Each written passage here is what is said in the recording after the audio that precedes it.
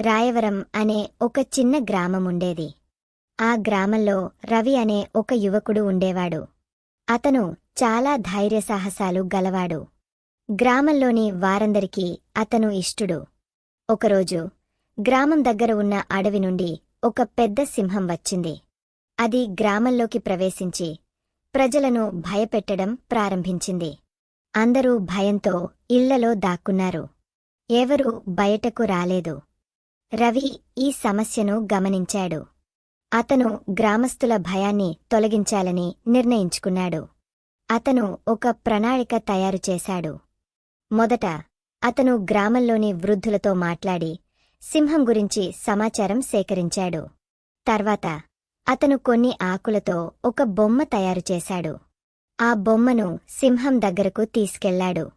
సింహం ఆ బొమ్మను చూసి దానిపై దాడి చేయడానికి ప్రయత్నించింది. కాని రవి తన తెలివితేటలతో సింహాన్ని ఒక గుంటలో పడేశాడు. సింహం గుంటలో చిక్కుకున్న తర్వాత రవి గ్రామస్తులను పిలిచాడు. అందరూ కలిసి సింహాన్ని అడవికి తిరిగ పంపించారు. ఈ విధంగా రవి తన ధైర్యం మరియు తెలివితేటలతో రాయవరం గ్రామాన్ని సింహం నుండి కాపాడాడు. అందరూ అతన్ని హీరోలా గౌరవించారు. ఆ రోజు నుండి రవి గ్రామంలో ఒక నాయకుడిగా గుర్తింపు పొందాడు. ఈ కథ మనకు ఒక పాఠం నేర్పుతుంది. భయాన్ని ఎదుర్కోవడానికి ధైర్యం మరియు తెలివి ఉండాలి.